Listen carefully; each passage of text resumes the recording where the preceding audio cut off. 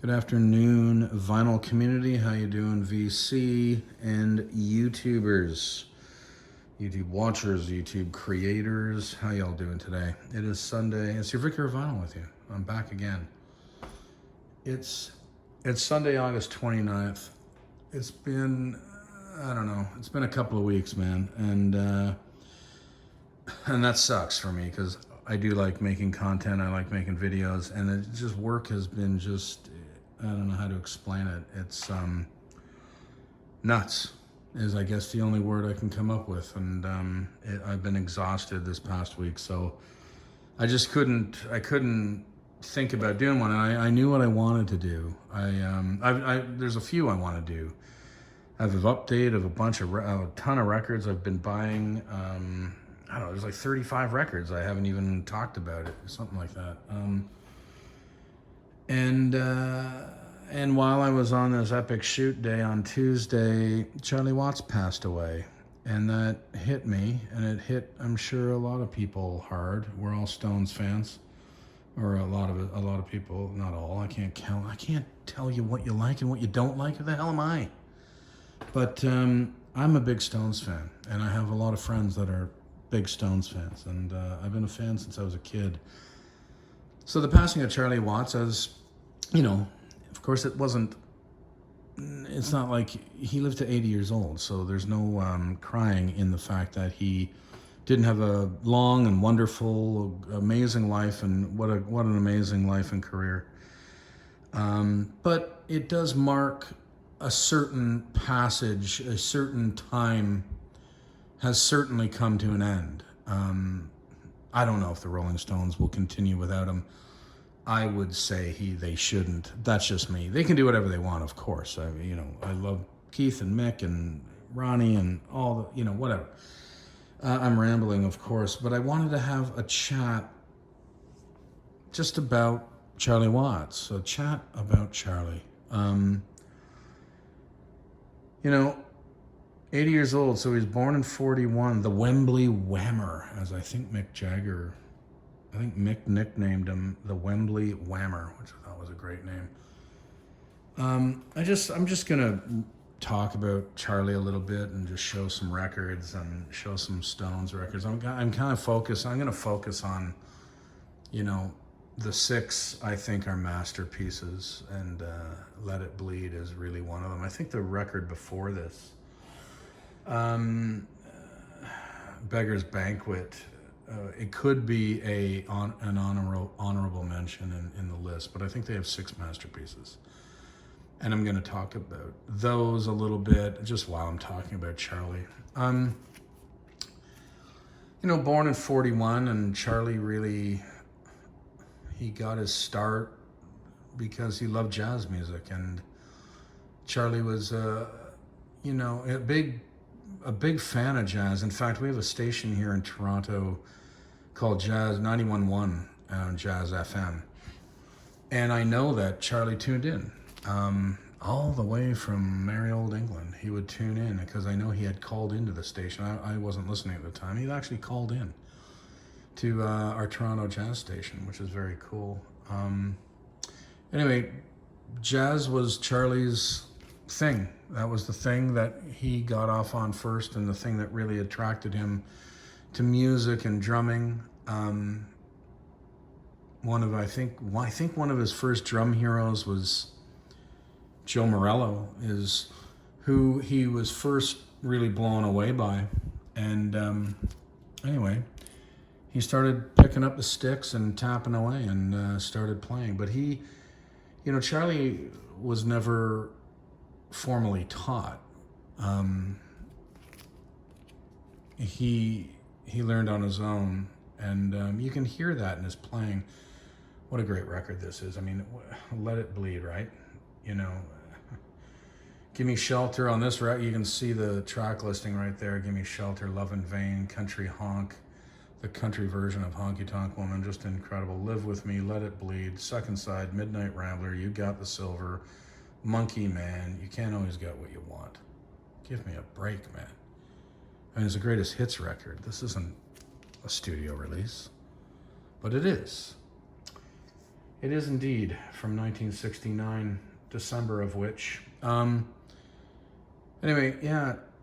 So Charlie was self-taught, and he never took any formal lessons, and he always said he regretted that. I think in interviews I've seen with him, you know, Sticky Fingers, the second masterpiece. I think the next album, '71. He was never formally taught, and you can hear it in his playing, actually. If you really listen to Charlie, he's one of the most unorthodox drummers I think I've ever seen or watched and heard, really. I can remember being a kid, first being a young drummer and listening. Sorry, I wasn't playing with any, it was just the zipper I thought was kind of good. It's a real working one. It is indeed. I can remember hearing Charlie as a kid and as a young drummer first picking up the sticks and playing myself. And, you know, having the influence of so many drummers at the time and hearing so many other players by that point. Another amazing record, right? Brown Sugar, Sway, Wild Horses, Can't You Hear Me Knockin', You Gotta Move, Bitch, I Got the Blues, Sister Morphine, Dead Flowers, Midnight, Mile. What? Another incredible masterpiece. Some people claim this as the best. Others will claim this as the best they ever did. Exile on Main Street. I'm sort of torn between those two lovers. I do love both, and there's no doubt about it. But Exile from '72, the third in the list of masterpieces. Yeah, you can hear Charlie's unorthodox playing, and you can see it when you watch him. I couldn't figure it out when I was a kid because I couldn't see it. I couldn't watch him play. It's not like today with the advent of YouTube, right? I mean, young drummers today can watch whatever they want, whoever they want, whenever they want, anytime they want. And then this, double record. Rocks Off, Rip This Joint, Shake Your Hips, Casino Boogie, Tumblin' Dice, Sweet Virginia, Torn and Frayed, Sweet Black Angel, Loving Cup, Happy, Turd on the Run, Ventilator Blues, I Just Want to See His Face, Let It Loose, All Down the Line, Stop Breaking Down, Shine a Light, and Soul Survivor. Again, it's just ridiculous. It's a ridiculous record. That's what it is. A ridiculous record. So as a kid, yeah, listening to Charlie, I could tell there was something different and in his playing and his unorthodox style and what he was doing, and you can hear it in his fills. You can hear it even in his grooves. The fourth, Goat's Head Soup. I say it is. Some people argue me at whether this is a masterpiece. I say it is. This is my list. This is my video. So it's included. August 1973. And you can hear it and you can see it in his playing when you do see him live, switching hands. You know, his right hand on the hi-hat, and when you're playing a straight, 4/4 beat, 4 on the floor, your downbeat's on the 2 and the 4, and he's raising his right hand off the hi-hat on the 2 and the 4. So on the downbeat on the snare with his left, ga, ba, 1, 2, 3, 4, his right hand is coming off the hi-hat on the downbeat of the snare. I've never seen it before. We'll never see it again. It was just Charlie, and it was odd. And it was unorthodox, and it was self-taught. And it's the reason, part of the reason, not the only reason, but one of the many reasons why the Stones' rhythm section sounds the way it does. Some of his fills are odd, and you can hear that even in, even a straight 16 note fill. His right hand, he's ghosting on his left almost. Instead of da da da da da da da da, He's atten, if that makes any sense to non-drummers. But he's almost ghost noting his left hand. And his right hand is the accent of just a straight 16th note, bada bada bada bada bang. He's ghosting his left. And I don't know if that was something, I don't know if that was just by error or whatever it is. 5th in the series, in the list of masterpieces, Some Girls from 1978, the summer of, or the beginning of the summer anyways, June. This record's incredible, as are all of the ones I've shown. Yeah, what do you say? I mean, again, miss you when the whip comes down, just my imagination. Some girls, lies, faraway eyes, respectable, before they make me run, beast of burden, and shattered. Beast of burden, there's a perfect example of a Charlie, oh there it is. Number 4, Beast of Burden. Listen to Beast of Burden even, just for a simple, when there doesn't seem to be any uniformity to his groove. His hi-hat and where he places the opening of the hi-hat seems to start off as if it's like a locked-in thing, something he has planned. But later in the song, it's in different places. It's like, he just played from the gut. He just played with what he felt and how he felt at the time. I don't think Charlie locked himself into anything in particular. He would certainly have a groove he would work around. And he had a groove for the song. But that groove would slightly be altered many times. I honestly don't know if Charlie played the same thing twice. Like, I've seen him play. I've seen them a couple of times. I didn't see them that many times. I think twice total. And I've seen him play it, Beast of Burden.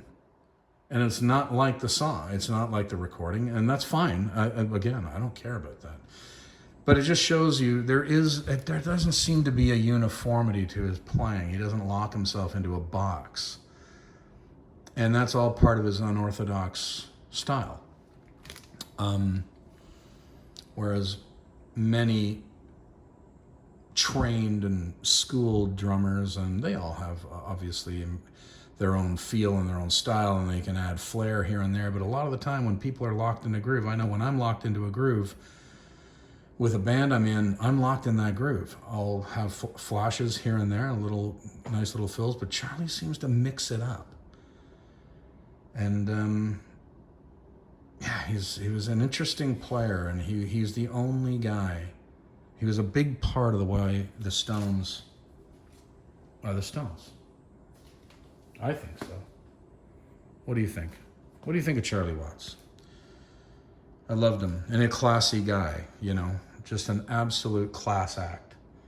Sweetheart of a guy, very quiet, maybe the quietest rhythm section ever, and I don't mean by playing, I mean silence. Billy Wyman and Charlie Watts barely said a word. I mean, they let their playing do the talking, and they're the backbone of the band. Tattoo You, August of 1981. I've mentioned this before in another video. This is how I started high school. This came out the August before I started in September of 81. And what a record. What an incredible record. And then here's another thing. Like, listen even to the first track on side 1, Start Me Up. He comes in on the 3 of the second bar at the beginning, but it's an off-timed, I don't even know if that was planned that way. It's hard to know if he planned it that way or if it was a happy accident, as Bob Ross would have said. It may have been a happy accident. It may have been planned, but it doesn't happen again. And he doesn't go into that offbeat, I don't think, again, the way he starts the song. So again, I just think it was something that happened. And in Charlie's world, that's the way Charlie played. It's just something that happened. And it worked. And it adds to the flavor of the beginning of that song. Anyway, I wanted to just chat about Charlie and how awesome the Stones are. and their 6 masterpieces. Rest in peace, Charlie Watts. It's an end of an era, without a doubt. A fine gentleman in rock and roll. You were, you are, and you gave this kid, me, a lot of wonderful, wonderful thousands of hours of listening pleasure.